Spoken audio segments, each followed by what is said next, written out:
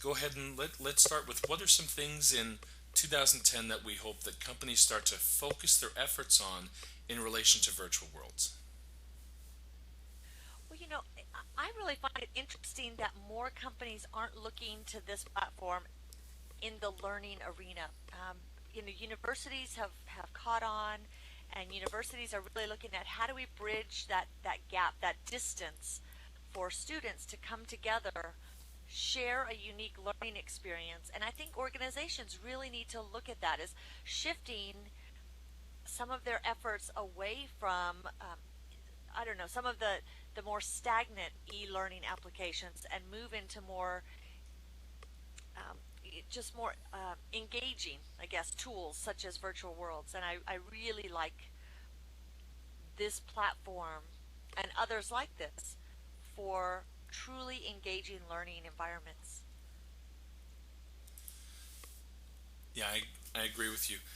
There's a couple of specific training things that I've seen that work really well, seen or heard about. For instance, I've seen some fantastic training exercises done in the area of crisis management. Let's say that Yeah, you need to train first responders. So you've got maybe some folks that are actually firefighters or police, even some other third party agencies. I've seen them come together, build the the fire trucks, build the police cars, build the situation, whether it's people who are hurt or cars that are on fire, buildings on fire. And what I really love is that it's not so much about having them practice moving around, it's more about them ingraining in their head the process of doing the work right, so that they can do it, reset it, do it again, reset it, do it again, and know that, okay, I got the process down. Now, by the time you go do it for real, you're executing that process and you're applying it, and then seeing what tweaks do I have to make in my process and how I do it. But they already have the process in their head, and that's expensive that's to do right. in real life. Yeah, I think any job that has a high risk activity that they're doing on the job training, you can build the simulation in a virtual world to be so realistic that people can practice and practice, like you said, get that muscle memory for that activity in an environment that's completely safe and yet so realistic that your brain thinks you're really participating in it. And Yeah, that's, I think, the piece that most people don't realize, the power in the connection you have in world. You start to think you're there. Your brain doesn't, it can't tell the difference. So it's a really great environment for practicing those high risk activities within organizations. yeah. High risk. I'm glad you focused on that. One of the other things I saw is a military use of a piece of equipment that the equipment is about $1 million plus. So not everyone in class is going to get one. That's And right. and they said if you damage this, you're buying a new one. It's not like we just kind of fix it. Yeah, So right. in order having the class be able to have the controls to manage one of these devices, and like I think it was a robotic disarming device where you would actually you're running controls anyway, but you're going to move this device to a suspected bomb, control it, deactivate it, and then bring it back. And so you can crash it. I mean, they can show you what happens when you screw up, and you can't do that in real life Right. either. Well, yeah, yeah. Well, and looking at situations like that, think back 15 years ago when we would do leadership.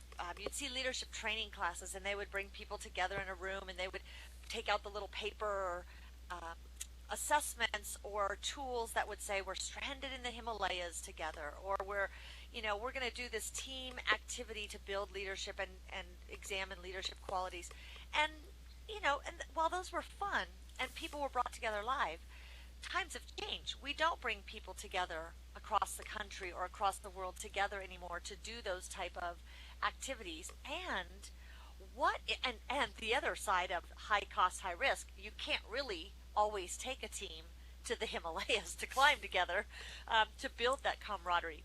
But you could build leadership simulations in a virtual world where they have to perform certain tasks together. They're using communication like you and I are doing now. You have a sense of realism with your avatar in here. You can perform activities. So I think again, whether it's high risk or whether it is a unique learning experience, and unique to me is very important because too many times people get in here and they throw PowerPoint slides up and make people sit in little theaters or classrooms.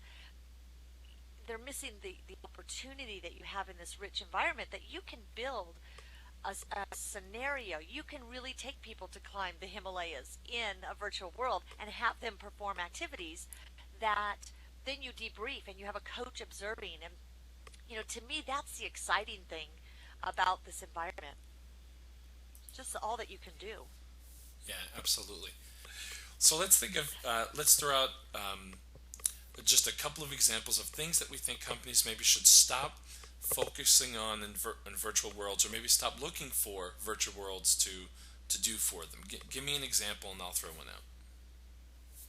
I mean, the first thing that comes to my mind is marketing, and I don't know that companies should stop, but I think they shouldn't put their main focus and their efforts in trying to sell or market in here because I think in here it's really relational.